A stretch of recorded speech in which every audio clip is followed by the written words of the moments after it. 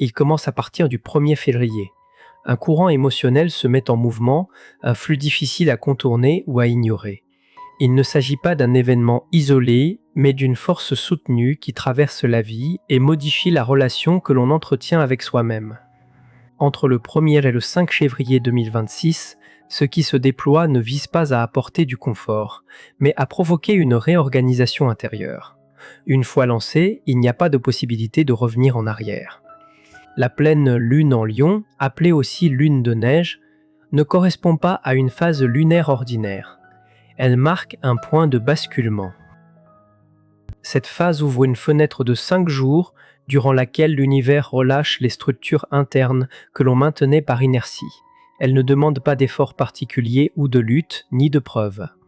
Elle offre un potentiel souvent méconnu, la possibilité de lâcher prise face à ce qui vous a drainé, sans forcément en avoir conscience. Ce processus ne s'exprime pas de la même manière qu'un simple changement de souvenir ou la fermeture de chapitre. Elle met en lumière 3 noyaux émotionnels profondément ancrés, fusionnés avec l'identité. Le 3e se manifeste comme amour de soi, mais a en réalité souvent servi d'armure. Ces 5 jours ont une importance parce que le lion ne tolère pas l'évitement. Régenté par le soleil, son énergie expose sans adoucissement, éclaire sans embellissement et révèle sans demander la permission. Pendant cette période, la lumière ne se projette pas vers l'extérieur, mais dans des zones où l'on a grandi, où l'on a appris à réduire son essence, à contenir ses émotions, à maintenir des versions de soi qui ne correspondent plus à l'état actuel, mais que l'on porte encore par habitude. La neige, qui donne son nom à cette phase, ne symbolise pas le gel, mais la purification. Elle ne tombe pas pour couvrir, mais pour nettoyer et préparer. Depuis l'Antiquité, février était considéré comme le cœur de l'hiver, moment où tout semble immobile alors qu'en dessous la vie se réorganise déjà. Cet ordre intérieur suit la même logique. Ce qui semblait rigide commence à céder, ce qui paraissait stagnant commence à bouger, et les failles dans ce qui semblait définitif deviennent visibles. Il s'agit alors d'observer comment cette libération s'opère et comment elle se manifeste concrètement. Elle ne reste pas confinée à la sphère émotionnelle, mais s'infiltre dans les décisions, les réactions, les silences et dans des choix que l'on ne peut plus différer. Ce cycle ne marque pas une étape ordinaire. À 23h09, lorsque la Lune atteint son apogée, une tension gravitationnelle particulière se crée entre la Terre et la Lune. Cette force ne remue pas seulement les marées visibles, mais aussi celles qui sont invisibles. Les émotions longtemps refoulées ou ignorées peuvent émerger avec une clarté nouvelle et un poids accru. Elles ne cherchent pas à submerger, mais à être reconnues. Ce mouvement intérieur n'est ni une erreur ni une faiblesse. Il traduit une capacité nouvelle à accueillir ce qui aurait pu auparavant vous déstabiliser. Ce qui est révélé n'a pas pour but de vous faire échouer, mais de vous aligner. Il s'agit de faire place à une vérité intérieure qui peut enfin s'exprimer sans répression. Depuis l'Antiquité, on l'appelle la lune de neige. Chez de nombreux peuples amérindiens, notamment les Aloniens d'Amérique du Nord, février est le mois où les chutes de neige sont les plus abondantes, transformant le paysage en un manteau blanc immaculé. La neige n'était pas vue comme une punition, mais comme un symbole de purification. Elle efface les traces, brouille les chemins familiers et invite à faire une pause. Elle nous encourage à contempler le monde avec un regard neuf. Aujourd'hui, cette dynamique s'active également à l'intérieur de chacun. La pleine lune recouvre nos certitudes d'un voile blanc, non pour nous perdre, mais pour offrir l'espace nécessaire à une reconstruction plus profonde et authentique. Régie par le lion, cette pleine lune ne tolère pas les demi-vérités. Elle demande un alignement entre ce que l'on ressent, ce que l'on exprime et la manière dont on vit. Elle ne supporte pas le déni ni l'autosabotage. Sa lumière pénètre dans des zones que l'on préfère souvent garder cachées, non par cruauté, mais parce que seule la lumière permet de transformer ce qui doit l'être. Durant cette période, un sentiment de pression intérieure peut apparaître, une sensation d'urgence qui pousse à agir. Quelque chose en vous voudra s'exprimer, se révéler, prendre de la place. Sans chercher l'attention, il s'agit de cesser d'être comprimé. C'est le besoin d'être pleinement soi-même, sans filtre ni masque, sans s'efforcer de plaire ou d'éviter le rejet. Cette tension ne se manifeste pas de la même façon chez chacun. Pour certains, elle peut apparaître comme de l'irritabilité sans cause apparente. Pour d'autres, comme une tristesse soudaine, inexplicable. Certains vivront des moments de clarté intense, parfois inconfortables, où une vérité s'impose sans filtre. Aucun de ces signaux n'indique une erreur. Ils témoignent que le processus a commencé, que quelque chose en vous évolue après une longue période d'immobilité. Ce phénomène s'accompagne d'un besoin de libération du cœur, qui dépasse le simple nettoyage. Nettoyer, c'est mettre de l'ordre, libérer, c'est ouvrir. Une libération indique que quelque chose a été contenu, restreint ou piégé en vous. La peur du jugement, de la perte, du changement, ou la crainte de découvrir une vulnérabilité plus grande que ce que vous aviez admis, ont longtemps maintenu ces blocages. Les barrières invisibles de cette prison intérieure ont façonné vos décisions pendant des années. La configuration planétaire des prochains jours crée une fissure dans cette structure. La tension entre le Soleil en Verseau et la Lune en Lion, en opposition exacte, accentue le contraste entre l'individu et le collectif, entre la vérité personnelle et les attentes extérieures. Cette friction n'a pas pour but de vous briser, mais de révéler où vous avez donné trop. C'est dans cette tension extrême que peut apparaître une voie de sortie. Les premiers jours de février correspondent à une phase d'émergence. Ce qui était enfoui commence à remonter à la surface. Rien de tout cela n'est fortuit. Chaque élément indique ce qui doit être vu, reconnu ou lâché. Les jours suivants, la phase de confrontation s'installe. Les émotions ne se limitent plus à des insinuations, elles réclament une attention directe. Il peut y avoir une plus grande vulnérabilité, une sensibilité exacerbée ou des émotions anciennes qui remontent, demandant à être exprimées. Il faut éviter de tenter de contrôler ces mouvements. La conscience de chaque émotion qui surgit permet de libérer de l'espace. Chaque expression authentique désamorce un nœud qui a été trop serré depuis longtemps. Les jours qui suivent, la phase d'intégration commence. L'intensité diminue, non parce que le processus est terminé, mais parce qu'il commence à se calmer. La clarté remplace le bruit et l'on comprend mieux la nature des émotions qui ont accompagné cette période. Des schémas inconscients deviennent visibles, et on perçoit la naissance d'un espace intérieur plus vaste, plus léger, moins chargé. Le corps joue un rôle actif dans cette transition. L'activité d'Uranus et Neptune en Bélier stimule directement le système nerveux. Des sensations de fatigue soudaine, des pics d'énergie nocturne, des changements dans l'appétit ou des tensions physiques inattendues, notamment au niveau du plexus solaire ou de la gorge, peuvent apparaître. Ces réactions sont liées à des centres énergétiques responsables du pouvoir personnel et de l'expression authentique. La pleine lune éveille aussi une dimension créative essentielle. Régie par le lion, elle stimule la capacité de créer, de profiter et de rayonner sans demander permission. Durant ces jours, des envies d'expression artistique, de mouvement, de mots ou de sons peuvent se faire sentir. Il ne faut pas y résister. La créativité constitue un chemin direct vers la libération, là où les mots ne suffisent pas. Elle met aussi en lumière la relation que l'on entretient avec sa propre estime. Le lion pose une question sans détour. Permettez-vous à votre lumière de briller? Vous autorisez-vous à occuper l'espace sans vous réduire pour ne pas gêner? Ou continuez-vous à privilégier une modestie imposée? Comme une forme de protection, ce cycle n'attend pas de réponse immédiate, mais fournit l'énergie pour y répondre avec sincérité.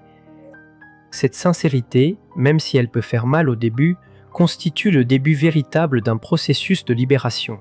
La libération activée par cette lune de neige ne dépend pas de l'inertie ou de l'exposition à l'énergie du moment. Elle requiert la présence. L'univers ouvre la porte, mais c'est à chacun de choisir de la franchir.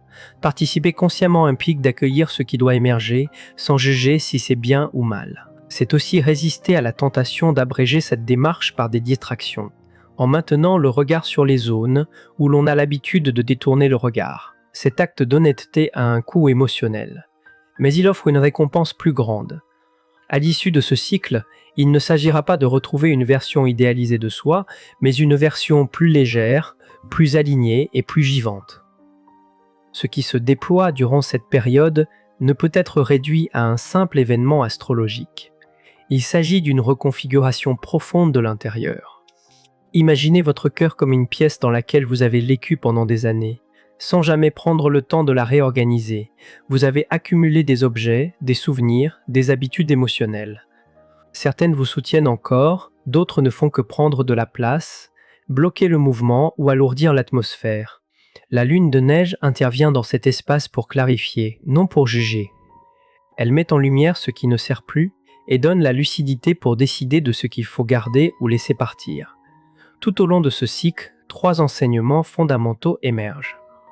Le premier concerne ce que vous appelez la force. Pendant longtemps, vous avez développé des stratégies pour rester debout, rester silencieux, minimiser la douleur, ne pas demander d'aide, projeter une image de contrôle constant. Vous avez confondu endurance et force. La lune de neige démantèle cette confusion. Elle montre que beaucoup de ces comportements ne vous ont pas renforcé, mais rendu rigide. Ils ont agi comme une armure lourde, qui protégeait à certains moments, mais qui, avec le temps, a commencé à étouffer la vitalité. Reconnaître cela peut être difficile, car cela touche à une image de soi à laquelle on peut être attaché. Cependant, cette prise de conscience ouvre la voie à une force plus authentique qui ne repose pas sur le déni. Elle peut résider dans la vulnérabilité sans s'effondrer, et comprendre que demander de l'aide n'est pas une faiblesse, mais une intelligence émotionnelle. La vraie force n'est pas de ne jamais tomber, mais de savoir se relever avec une conscience plus profonde. Le second enseignement concerne ce que l'on perçoit comme protection. Au fil des années, vous avez construit des défenses autour de zones sensibles. Elles ne sont pas visibles, mais elles sont efficaces. Elles vous ont permis d'éviter la douleur. Mais elles ont aussi coupé l'accès à une expérience complète, à une intimité réelle, au risque que comporte l'amour. La lune met en lumière ces murs et confronte à leurs coups silencieux. Combien de relations se sont refroidies par peur? Combien d'opportunités ont été manquées pour éviter l'échec? Combien de versions de vous-même ont été enfermées derrière ces barrières? La contradiction est claire. En cherchant à éviter une souffrance inévitable, vous avez souvent garanti une souffrance permanente, celle de la déconnexion, du vide. Ce cycle ne demande pas de tout démolir d'un seul coup. Il invite à commencer à déconstruire ces défenses consciemment, en reconnaissant qu'elles ont été nécessaires à un moment, mais qu'elles ont perdu leur utilité. Enfin, la dernière révélation concerne ce que vous nommez l'amour de soi. Dans un monde où le soin de soi est devenu un discours courant, il est facile de confondre des pratiques extérieures avec une relation intérieure saine. La lune de neige perce cette surface. Elle pose une question directe. Vous aimez-vous véritablement ou vous contentez-vous de gérer votre image? Y a-t-il une acceptation sincère ou seulement une tentative constante de vous réparer? Le véritable amour de soi ne nécessite pas de mise en scène. Il se manifeste dans la manière dont vous vous parlez lorsque personne ne vous écoute, dans les petits choix quotidiens, dans le respect que vous vous témoignez malgré les déceptions, dans votre capacité à accepter vos limites sans vous punir. Ce cycle met en évidence la différence entre un amour sincère et un amour de soi performatif, entre ce qui naît de la connexion et ce qui découle de l'obligation. Il vous ramène à une possibilité essentielle, établir une relation avec vous-même depuis un espace plus honnête, moins exigeant, plus authentique. Traverser ces révélations sans se perdre ou se disperser ne nécessite pas de techniques complexes. L'univers offre des soutiens simples, naturels. Pour accompagner cette transition, le sommeil devient essentiel. La fatigue peut augmenter, les nuits peuvent être plus agitées. La transformation intérieure demande de l'énergie. Il ne faut pas y voir une faiblesse, mais une nécessité. Le sommeil permet au mental de se calmer, à l'inconscient de traiter ce qui remonte. Chaque heure de repos profond contribue à la guérison. L'eau joue également un rôle clé dans cette transition. Augmenter la consommation d'eau facilite l'élimination des résidus physiques et émotionnels. Les bains ou douches longues deviennent des rituels de nettoyage intérieur, lorsqu'abordés avec attention. Imaginez l'eau emportant ce qui ne vous appartient plus. Se promener au bord d'un fleuve ou d'une mer ou sous la pluie réactive une mémoire ancestrale, celle de l'eau comme agent de purification et de renouveau. L'écriture constitue un autre moyen d'expression. Il ne s'agit pas de produire un texte parfait ou cohérent pour autrui, mais de vider l'esprit. Pendant ces 5 jours, consacrez quelques minutes à écrire tout ce qui occupe votre mental, sans filtre, sans organisation, sans jugement. Ce qui reste enfermé dans la tête tend à s'amplifier. Ce qui est mis en mots commence à perdre du poids, à se libérer. Le mouvement physique joue également un rôle essentiel. Le corps stocke les émotions dans ses tissus et beaucoup de tensions physiques correspondent à des émotions anciennes qui n'ont pas été libérées. Bouger de manière sincère et agréable, une marche sans but précis, des étirements doux au réveil, de la danse libre, une respiration consciente. Chaque geste vécu avec attention permet de libérer des couches que seul le mental ne peut atteindre. Le silence, souvent sous-estimé, devient un outil précieux dans un environnement saturé de stimuli. Il permet à la voix intérieure de s'exprimer sans interférence. Accordez-vous des moments sans écran, sans musique, sans conversation, même si ce n'est que quelques instants. Dans cette absence apparente, des insights émergent qui ne peuvent pas venir par la pensée. Les personnes très sensibles vivront cette période avec une intensité accrue. Si vous percevez facilement l'état des autres, si vous ressentez les changements avant qu'ils ne se produisent, cette période sera amplifiée pour vous. La sensibilité n'est pas une faiblesse, mais un don qu'il faut apprendre à protéger. Il est important de préserver votre espace. Réduisez l'exposition aux environnements ou aux relations qui vous drainent. Se retirer lorsque c'est nécessaire n'est pas égoïste, mais une régulation consciente. À la fin de cette période, vous ne serez pas la même personne. Non pas parce que vous avez nié votre passé ou changé votre essence, mais parce qu'un changement intérieur irréversible aura eu lieu. Là où il y avait saturation, il y aura désormais de l'espace. Là où régnait la confusion, apparaîtra une nouvelle clarté. Et dans cet espace dégagé, les graines de votre prochain chapitre pourront prendre racine. La lune de neige, entre le 1er et le 5 février 2026, ne constitue pas un événement mineur. Elle marque un tournant. Elle ne donne pas ce que l'on souhaite superficiellement, mais ce que l'âme demande depuis toujours. Elle offre un soulagement, un alignement, un retour à soi. Ce que vous recevez ici n'est pas seulement une information, c'est une direction, une carte pour naviguer dans un transit parmi les plus profonds de cette année. Les 3 révélations sur votre force mal comprise, votre autoprotection excessive et votre relation incomplète avec vous-même continueront d'opérer en vous, même sans que vous y pensiez consciemment. Le mouvement a commencé, la lune vous accompagne. Vous n'êtes pas seul dans ce processus. Des millions de personnes traversent ce même passage. Chacun avec sa propre histoire et son niveau de conscience. La libération personnelle s'inscrit dans un mouvement collectif d'ajustement et de guérison. Dans les jours qui viennent, il est conseillé d'adopter une approche douce.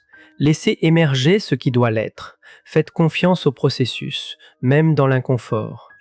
Au-delà de cette étape, une forme de ressemblance profonde vous attend, celle appartenant à quelqu'un qui n'a plus besoin de se cacher, de porter des fardeaux inutiles ou de prouver quelque chose.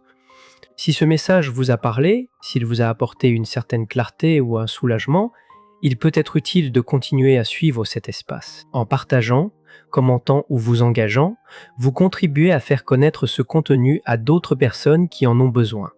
Une communauté vivante se construit où chaque expérience a sa place. Ce qui se déploie dans cette période ne se limite pas à un simple événement astrologique. Il s'agit d'une reconfiguration intérieure profonde. La libération du cœur commence déjà. Le chemin s'ouvre.